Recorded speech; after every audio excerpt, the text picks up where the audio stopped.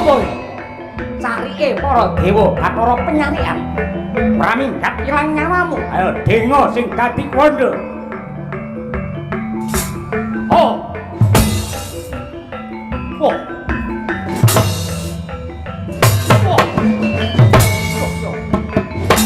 oh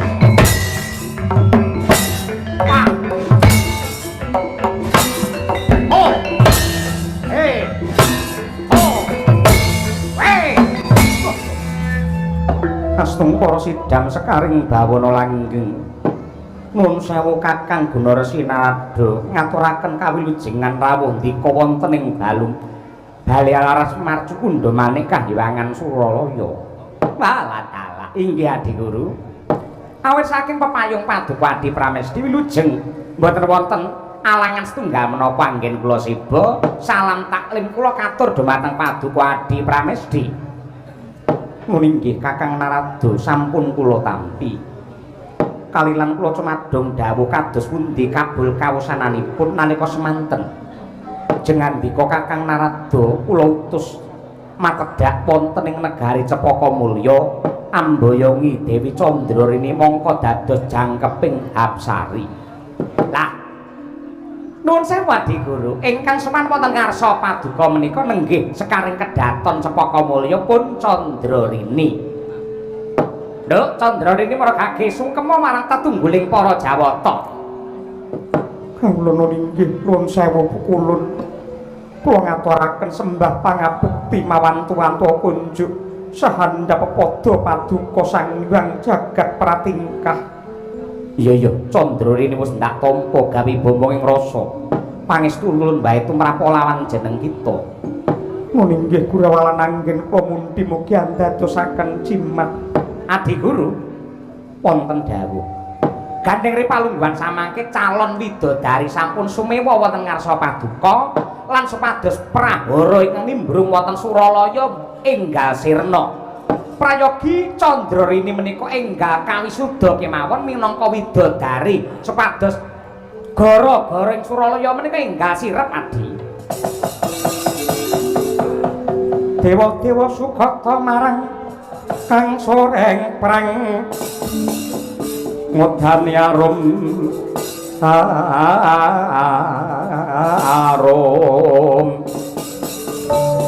ngentanu ngawiyat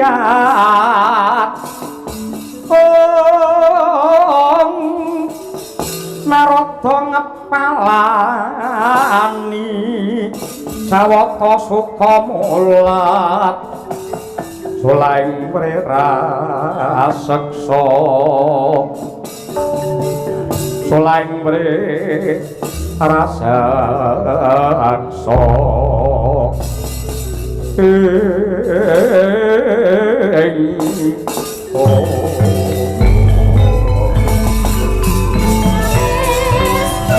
Sarta pawono sing kakang sendene kanyep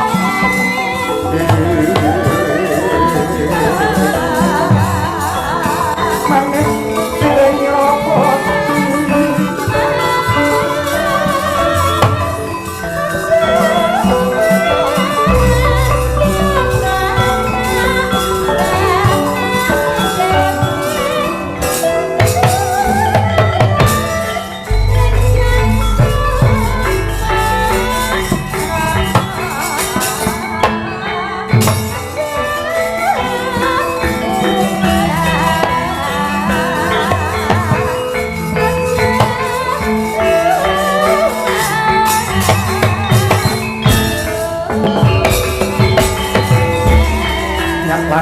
kalang banak lara pandamun saratinon lerga konang surem sorote tanpa yang ulun waspadake Bathara Indra ingkang sumewa ana ngarsa ulun ana parigawe apa Surapati. Aduh ulun sewu lepat Adawadana dene kula cemantaka sowan tanpa piniji ngaturaken kedrawasan bilih Ripalungguhan samangke ing madyaning repat kepanasan wonten wadyabala saking Tunjung Lautan ingkang pinandhegan dening Sang Senopati Yaksa Dahulu ingkang semunipun sumbar mangwuh boten badhe wangsul dhumateng Marcapada menawi boten saged amboyongi dhumateng calon widodari nenggihipun Dewi Candrarini kinarya jatuh kramanipun Narendra ing Tunjung Lautan nenggih Prabu Lingga Garda wasana Purbawasesa kula aturaken dhumateng Paduka Pukulun yen pancen kaya mengkono tegese buta murang tata kuwi ngemping lara ginjah pati Indra wonten dawuh siagakna para wadyabala Durandara kundurna denawa ingkang barang ngamuk yen pancen ora kena dipringgake kanthi becik siksanen cemplungna madyaning kawah Candramuka muli ngestaken dawuh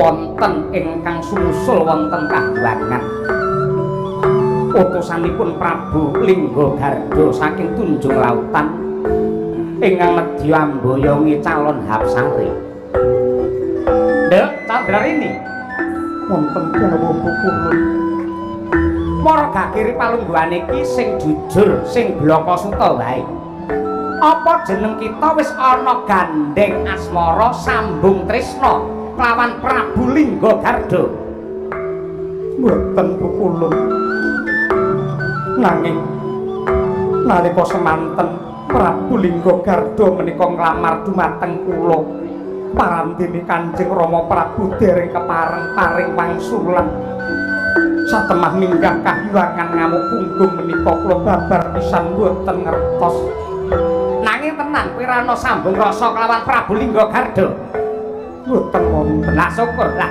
sak menika kados pundi Adi? Kakang Narada. Kula aturi nyuwanaken jawata ing arga Gemilang Sang Hyang Yamadipati kinen ngadhep wonten ngarsa ulun. Nggih, ngestaken dawuh Adi.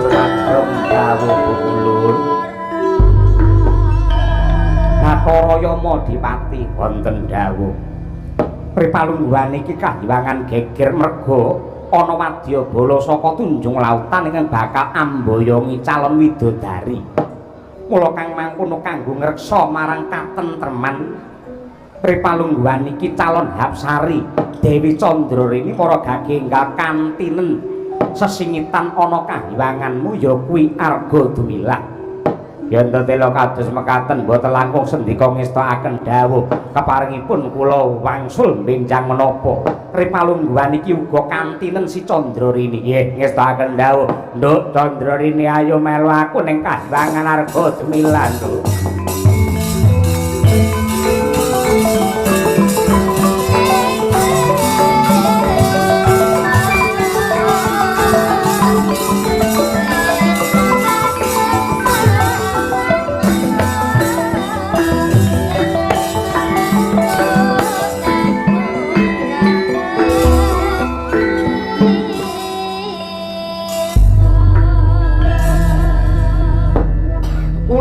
bingung to, Dik. Ingkang mangkersakaken menika kados pundi? Nimbali dumateng Yamadipati amboyongi Candrarini dhateng kahyanganipun Arga Dumilah. Mongko Arga Dumilah menika saking mriki radi tebih. Atase kathah to kahyangan ingkang caket kalian mriki. Wonten kahyangan Kaendran. Kahyanganipun Bathara Indra, wonten kahyangan Cakra Kembang kahyanganipun Bathara Kamajaya. King menapa kok Candrarini dipun titipaken mapan wonten ing Arga Dumilah? Kula cumadong dawuh. Kakang Narada, pripun? Karana Yamadipati menika peranganipun dewa ingkang wujudipun menika gegilani. Lho, Yamadipati menika peranganipun dewa ingkang wujudipun gegilani. Lah, gandeng cenengipun kalian Candrarini menapa? Nuwun sewu. Dipun agem piyambak kemawon. Menawi Candrarini kula papanaken wonten ing Arga Dumilah. Tartamtu kemawon moka Candrarini menika gandrung utawi nandukaken rasa tresna kalian Yamadipati. Kula saya bingung nglereke pangandikane kados pundi. Sanggit rungsit ingkang dipun tindakaken Adi Guru menika kados pundi. Kok si Candrarini disingetake wonten ing Arga Dumilah merga Yamadipati iki dewa sing dapure kaya barongan ngoten. Pripun niki? Ngapunten dipun agem piyambak kemawon sampun ngantos para dewa sami pirsa. Pripun? Candrarini kula inggahaken wonten kahyangan minangka calon widodari niku yektosipun nomor 17. Lah terus ingkang wigati Candrarini kula papanaken wonten Suralaya gandeng lare menika sulistya ing warni ayu kliwat ukur mila Candrarini badhe kula pek bojo Kakang. Badhe paduka palakrama. Inggih. Mang pirsani Candrarini menika sak putu jenengan. Putu malah eca Kakang. Walah dalah iki kaya ngene iki piye? Jebul ana urang sak paliking watu jebule ora. Inggih. Nanging menika bab wadi sampun ngantos para dewa pirsa nggih Kakang. Lah nggih walah dalah. Jebul kaya ngoten. Nggih, monggo lah. Samangke kula kados pundi niki? Mang jampangi para Jawata ingkang ngunduraken mengsah. Mangke asilipun kados pundi kula aturi matur dumateng ulun. Nggih, ngetaken dawuh kaliyan kula pamit aja.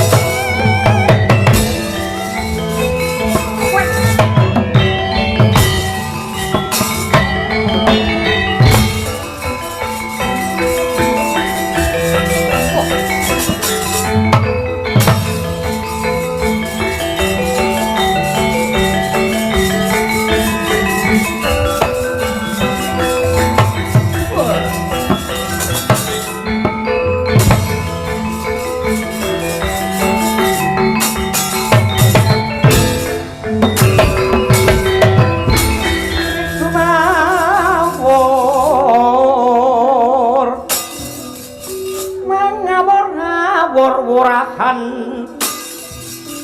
ngaraning ngajurek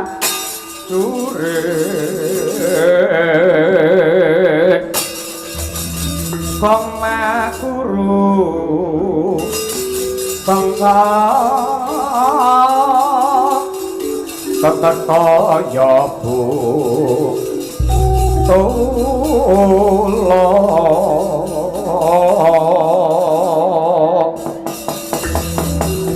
panjriteng turah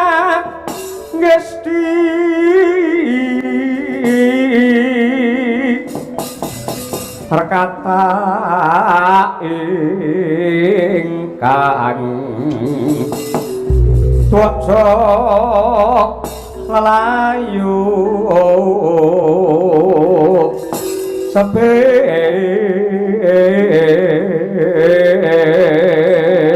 watratika lagi wae aku ngambah alun-aluning para dewa ing repat kepanasan iki ana dewa malang kadhak maragake sajarwa dewa saka kendilan sapa bebisikmu bulu ulun jawata saka kagiwangan kaindran Bathara Indra ya Bathara Surapati kowe wadyabala saka ngendi saking Tunjung Lautan kesete semban kula Prabu Lingga Garda samangke kula dipun perintah supados nyuwun wangsulipun calon widodari nengipun Candra ini menawi boten dipun paringaken kagiwangan badhe kula dadosaken Karang Jingga langap-langap matur ngucap yen ra kena dikandhani kanthi becik lan kanthi apik bergudul saka karepmu dhewe lakon dadi intiping traka jahanam kula mboten wedi denga sing dadi kwandha gateng gas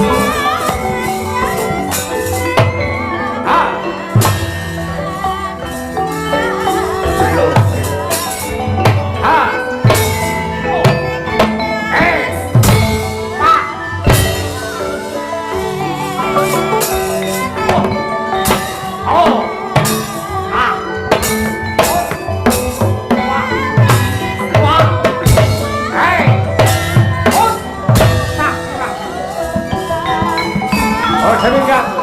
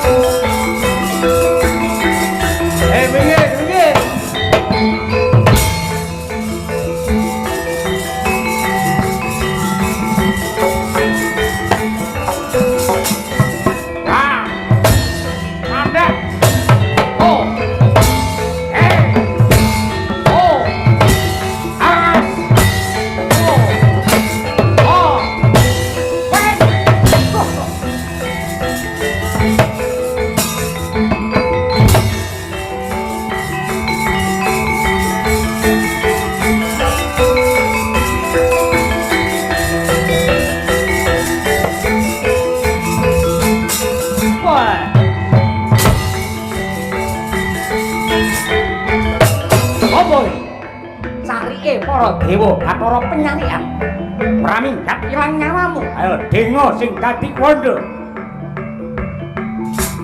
oh oh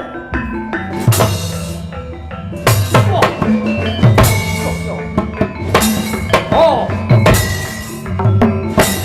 ah oh hey oh hey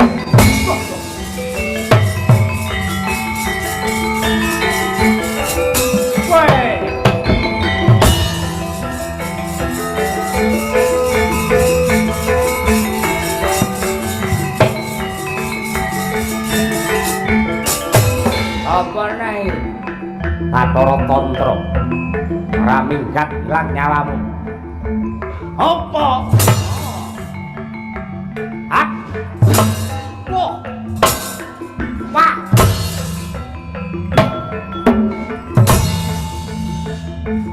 hop wah oh oh wah wait wah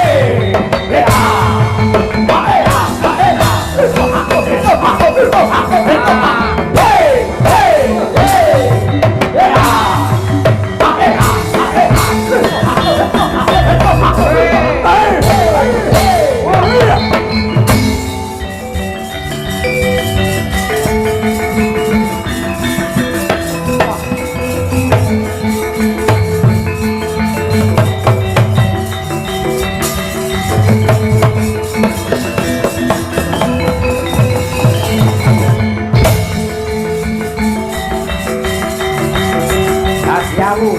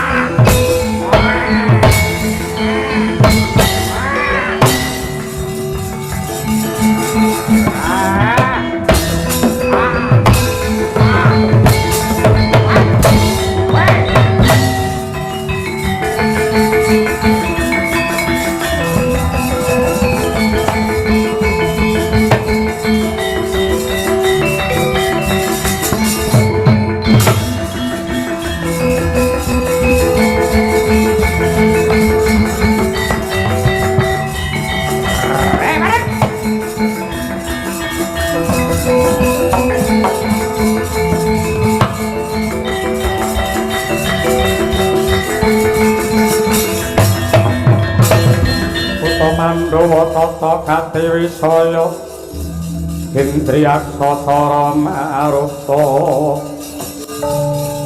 Sawana bana marakana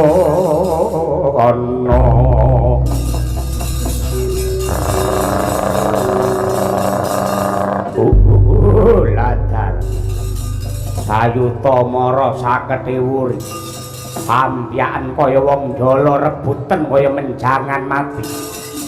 Ora-orane yen yaksa dahuru tinggal glanggang colong mlayu. Li dewa sing ngaku prawira tandhingana senopati saking Tunjung Lautan.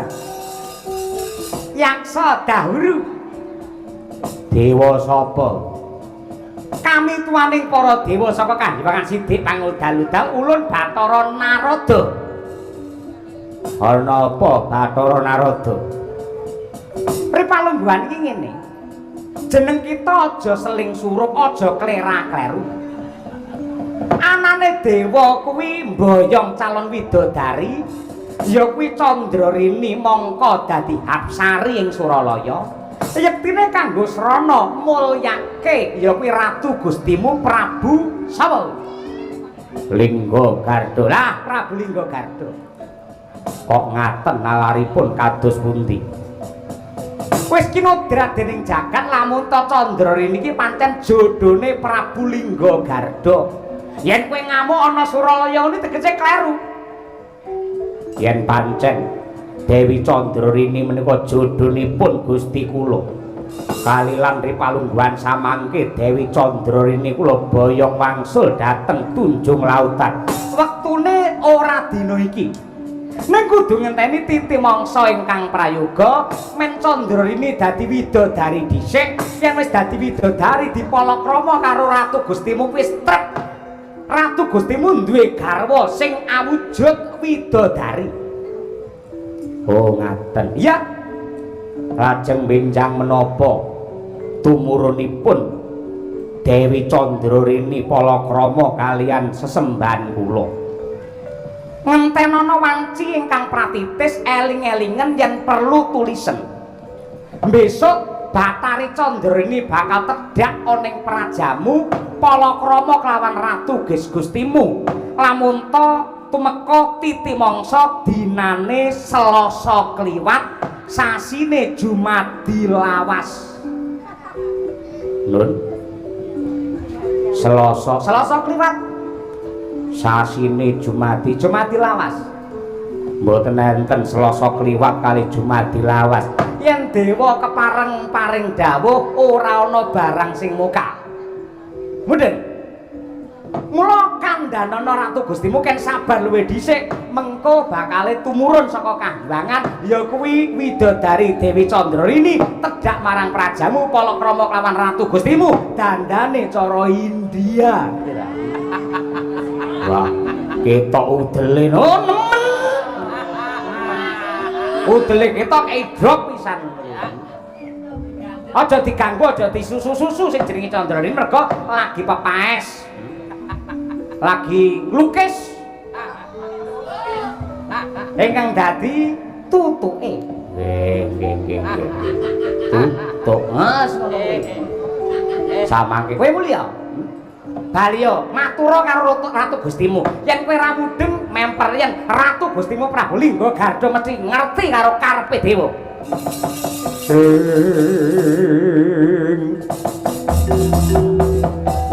Patri gumulung mangrempak ing wadya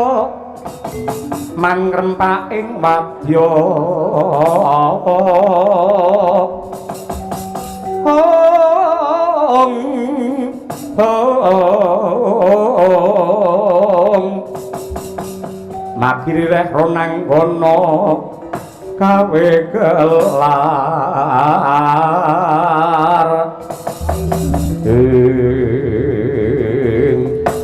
Selasa kliwat Jumadi lawas ya nggih ora liwat ngestoke dawuh daya-daya aku nyuwun pamit ya sing ati-ati ya yaksa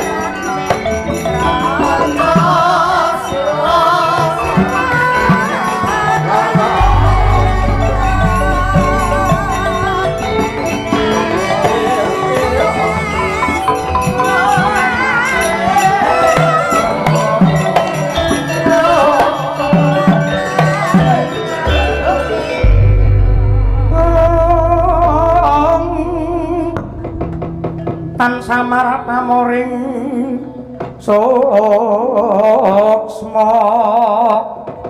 sinok semaya winahya ing asepe sinimpen telenging kabu pambukaning warana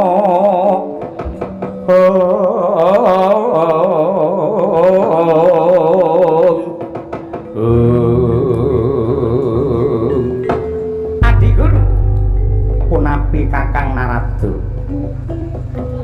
Nadyanto kula kasembadan ngunduraken yaksa dahuru sakwadya balanipun mawi sanggit rungsit reka daya lan rekayasa ning kula pitados menawi ngantos Ratu saking Tunjung Lautan Prabu Lingga Garda ngertos tartamtu badhe minggah kahiwangan ngamuk punggung Suratantaha Kula saged ngukur ing atase senopatine wae kaprawirane kaya ngono, mendah kaya apa kasektene ratu gustine. Lah, bab menika kedadipun penggalih lho, Di. Menawi sawanci-wanci lingga gadha minggah kayangan, tan wurunga kahyangan badhe remuk. Kakang Narada, punapi Di? Kula sampun pikantuk gaiping Hyang Agung.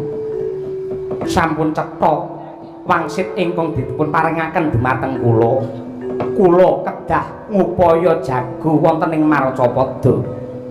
Jagonipun sinten? Mboten wonten sanes kejawi namung anak Anoman ingkang mijil jalu. Namung emanipun kula dereng mangertos ripalungguhan samangke Anoman menika gadah anak lanang napa mboten. Kakang Narada pirsa nggih. Kula ugi kesupen iki. Langka dipun pocapaken Hanuman niku duwe anak lanang napa mboten? Lah mila saking menika pripun? Malih nggih mang tumurun wonten Marcapada. Bengi iki gawe aku abonen to malah. Mudan mudun. Wirawiri ngalor ngidul padake larsa kula malah niki. Mboten sepisan ji menika. Kula suwun Kakang Narada tumurun tedak wonten ing Kendali Sada manggi kaliyan Anoman. Yen pancen Anoman anggadhahi yoga jaler kaboyong kemawon wonten kahyangan mongko dados jagone dewa. Saniki nggih mbenjang sampun bubar Kakang. Oh nggih. Nggih. Nyuwun pamit Adi Guru. Nggih Kakang.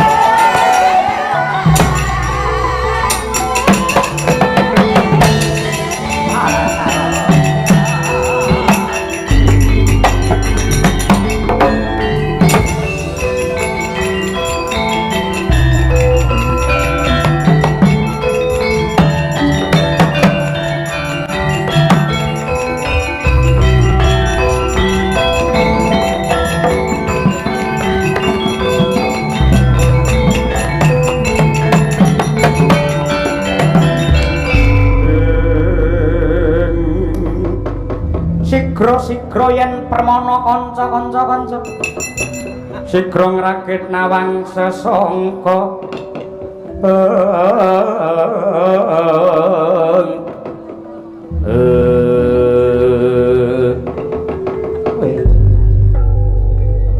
kaya mengkono loreke para pejabat kahyangan Suralaya.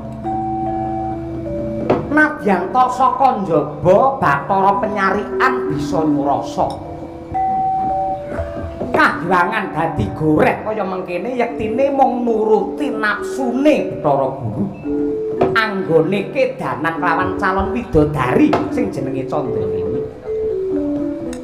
Satemah aku krungu saka kaduan lamun to bakal goleki anake Anoman ingkang mijil jalu. Ning tujune kok dewa do ora ngerti Anoman kuwi duwe anak lanang apa ora. Sing ngerti ya mung Bathara Penyarian anggene omah-omah Anoman karo Sayem. Anak-anak lanang sing jenenge Purwaganti. Yen nganti bocah iki ora didelikke konangan dewa digoning kayangan tan wurunga dadi tumbal kaneksane para dewa ing atase dewa wae kalang kabut apa meneh mung dapure anak Anoman tanding karo wong saka ing tunjung lautan. Anoman, saya Prabu yen njaluk slamet anakmu delikno.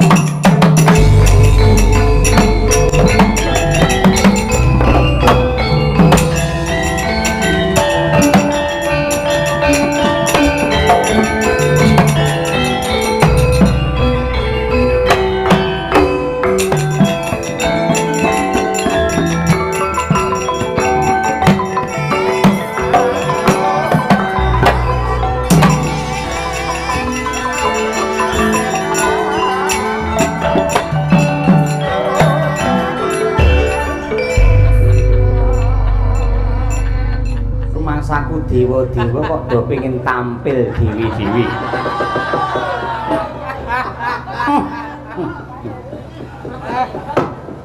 Betara guru pukulun Sanghyang Girinata ya moh kalah anggene nuruti karo nepsune dewi.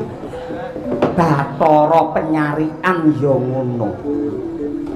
Mongko yen anak Anoman nganti didelikke tanurunga bakale kahyangan remuk bubuk dadi rempot. Apa nduk anggep sing ngerti Anoman kuwi duwe anak lanang apa ora mung penyarian. Iki Bathara Kamajaya ya ngerti. Malah ripalungguhan iki bakal tak budidaya Purwaganti kudu munggah kayangan dadi jago. Nalika calon widodari Candrarini munggah kahyangan tak gatekake banjur tak gambar wujute kurang luwih kaya mengkene.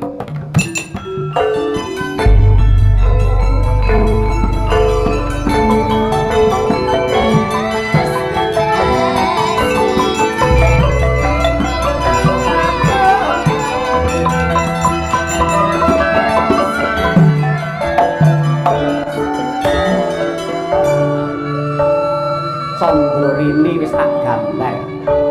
Dasare gambar iki wis tak tulisi. Mapan ana arga dumilah. Gambar iki bakal tak buang ana Kendali Sada. Men ditemu lawan anak Anoman sing jenenge Purwaganti. Dasare gambar iki wis tak sebul nganggo aji Asmaragama. Purwaganti weruh gambar iki yen ora edan kepayang banjur ngengkleng munggah kayangan pengen roh kaya Bathara penyarian kowe kecelik.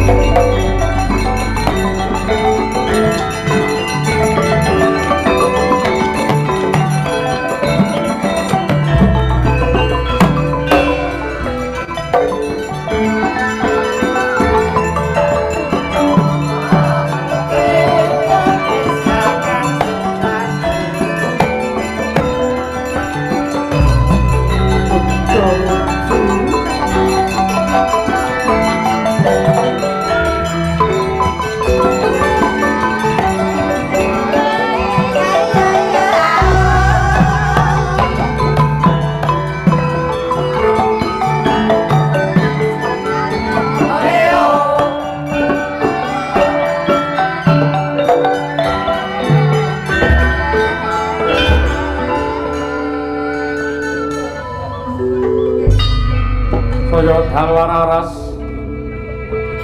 abjar lintang kumadap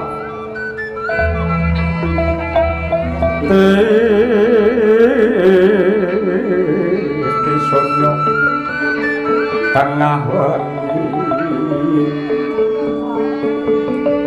Putrane Warok Guna Seca Kasmaran ring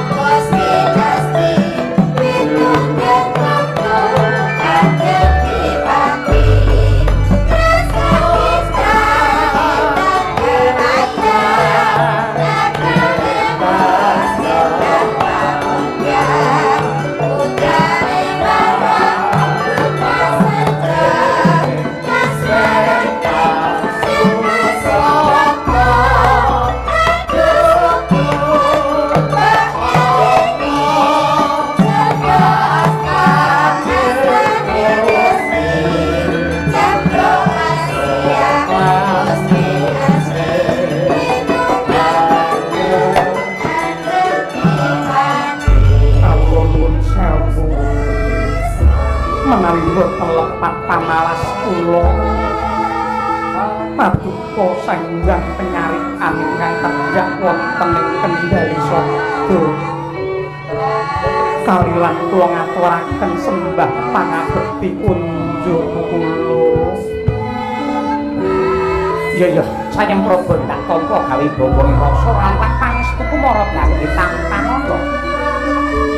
Grawalan anggen kula pundi mugi dadosaken jimat kalilan kula cumadong dawuh wonten wigatos menapa manggi dumateng kula kula Pinondo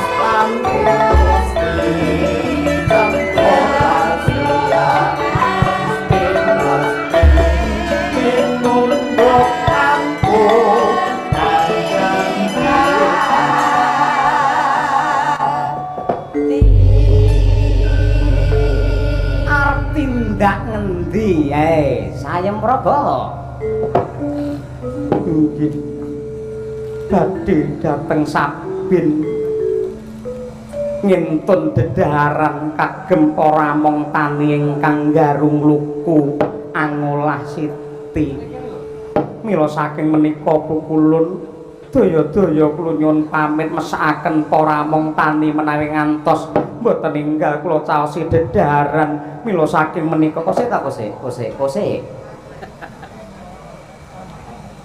aku ki ana wigati kelawan kowe nanging sarudi nulu menika wonten ing tengah margi tur dasaripun sepo sepi sampun ingkang wonten namung paduka kaliyan kula yen piyayi kakung karo wong wadon niku jagongan tanpa ana liyane niku mangke mbebayani ndak malah dados fitnah kose to aja ndi panggreba sing ala ngono kuwi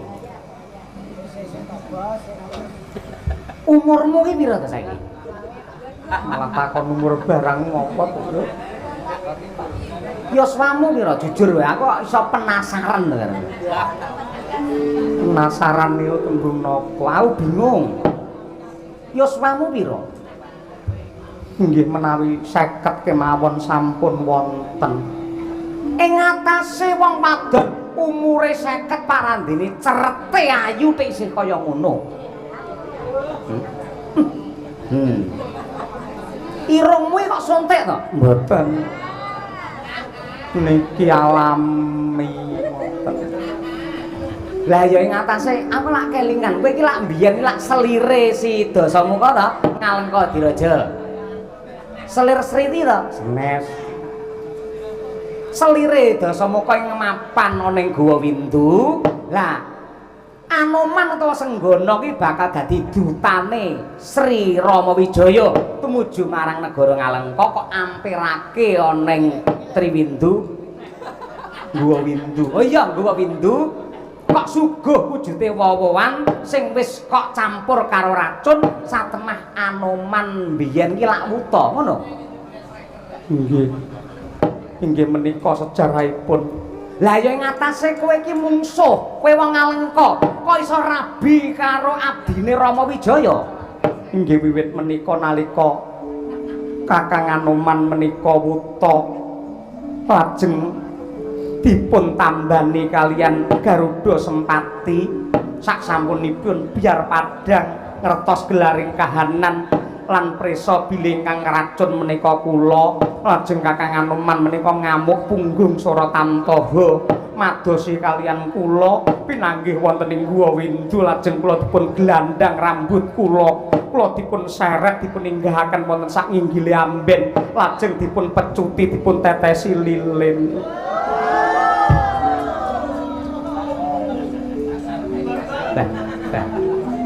Nganti kaya ngono kuwi. Lah kowe kelaran lho, mesine kowe sambat njaluk tulung karo wong liya. Mboten amargi dangu-dangu tek malah eco.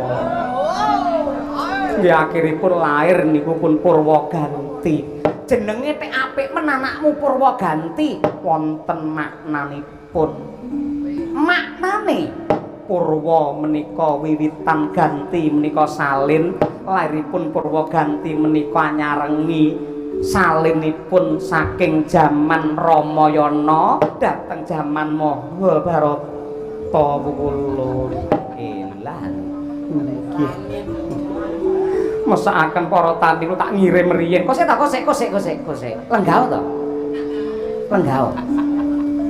Aku ki nun sewu. Ana tuwuh tandha pitakon. Akhire kowe iso omah-omah karo Anoman. Lho, perkara jodoh monggo. Kowe lah yo ngerti Anoman ki lak si kethek putih, ya. Sowan taman Sinta dijak mulih nalika semana. Konangan Indrajit lan Tating. Ha iya. Wujude kuwi lak sato wujude kewan. Ing atase kowe ayumu kaya ngono tek iso gelem karo kewan ki nalare piye? Upamane kowe kumpul karo Anoman njero apa ora gila? Mboten gila. Tek iso ora gila Amargi lampunipun mesti kula pejahi. Menawi dipun pejahi lak mboten ketingal ingkang krungu namung anggenipun merih. Tek iso merih. Mboten merih wong jarik kula suwek piyambak niki wau. Iya. Nganti saiki sih tresna ya karo Anoman. Nggih. Nyatanipun mrika nggih anggenipun ngayomi dumateng kula menika nggih kados mekaten tur ya wis anak-anak ya ora tresna niku dasaripun menapa ewadene wong omah wis mbrayah anake pirang-pirang putrane tek iso kegiwang karo wong liya nek ketok lamun to tiyang ingkang kusluk ngoten. Apik. Iya. Sayem propo? Mboten dawuh.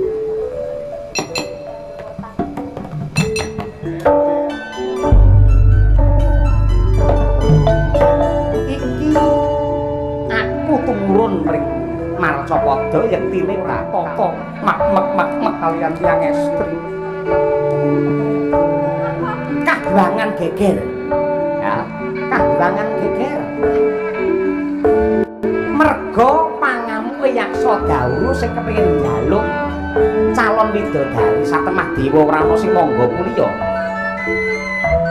Banjur Sang Hyang Girinata paring dawuh ora ana sing trep minangka dadi jago kejaba anak Anoman sing metu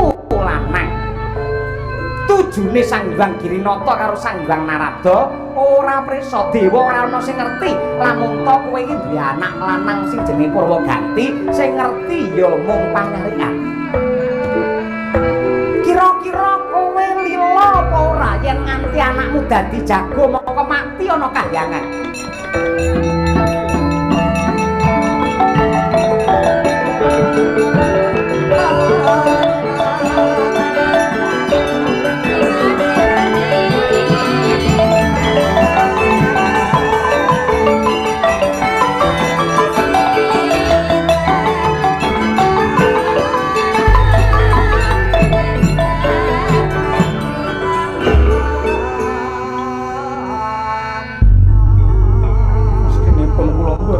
Anak kula namung setunggal si Purwaganti menika yen ngantos cilik lara gedhe mati kula ingkang badhe kapitunan. Lah mula Kang mangkono kowe tak kabari luwih dhisik. Iki engko ora suwe mesti ana dewa sing tedhak ana kendali sada takon kelawan kowe utawa Anoman kowe duwe anak lanang apa ora. Yen ana dewa takon ngono gandeng dewane ya ora pirsa kowe kandha yen ora duwe anak lanang. Nggih lho. Kedah ngaten lho. Lah iya. Wis matur karo Anoman kono. Lah mangke upami Kakang Anoman ndangun dumateng kula Sayempraba kowe nek ngerti lamun to anakmu arep dadi jago sing ngabari kowe sapa. Yen nganti kula jujur bilih pinanggih kalian Bathara Penyarian mangke menti Kakang Anoman menika cemburu. Men ora sujana apa gunane sujana? Kowe kandha lamun to maca layang kabar. Layang kabar napa? Maca layang kabar Suralaya Pos ngono ya. Pos Kampling wudu.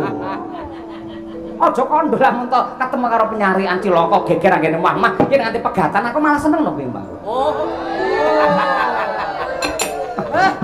Pamit.